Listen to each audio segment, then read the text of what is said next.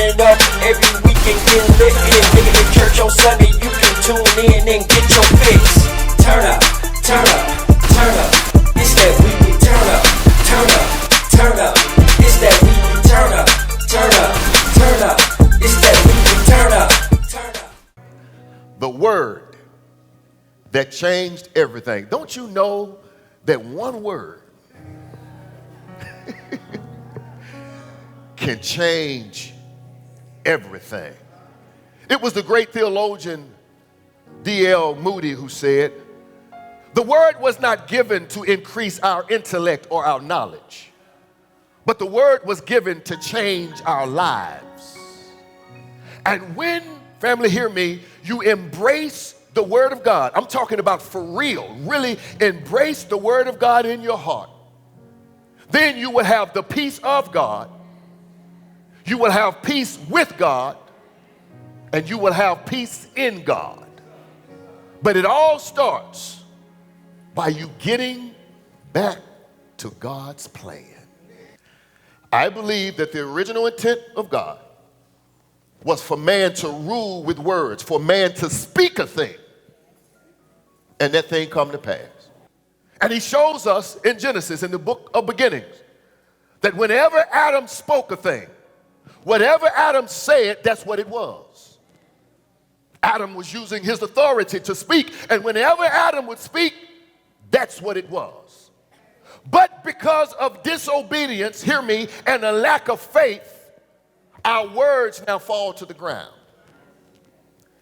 Because of disobedience, you must remember that there was a time in the garden that when Adam would speak, everything obeyed him. But when Adam sinned, the earth stopped obeying him.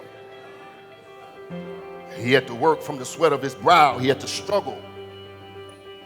When in antiquity, all he would have to do was speak a word, and it would happen. But Jesus came. Come on, somebody. The second Adam. He came and gave us, he restored that authority to us. And the enemy don't want you to know that your words have power. This is not the season to speak idle words. This is not the season to say it if you don't mean it. This is the season for you to declare a thing. You don't have to see it, but you got to say it. Because you must say it before you see it. I was sitting in my office this morning. I'm gonna get back to the message in a moment. I was sitting in my office this morning, and I was looking at some pictures that were taken, a long time ago. I was looking. It was some pictures that they took of our childhood home, Michael, that we grew up in, and it's not there anymore.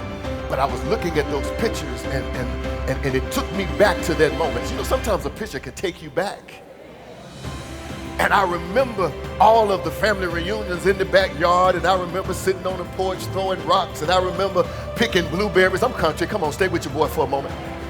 Down the street, and I remember all those things, but then God brought to my mind, I didn't know where my life was going at that time. I didn't see what God is doing today, and what I've come to tell you is, there are some things that God is doing in your life that eyes have not seen, ears have not heard, nor has it entered into the hearts of man. See, God blesses what you can see, all while he's looking at the blessing you can't see. So he blesses you here with this, because he know he has this on the way. You don't know, you can't tell it, you can't see it, but you got to trust God that no matter what is happening on this end, God has a blessing with your name on it.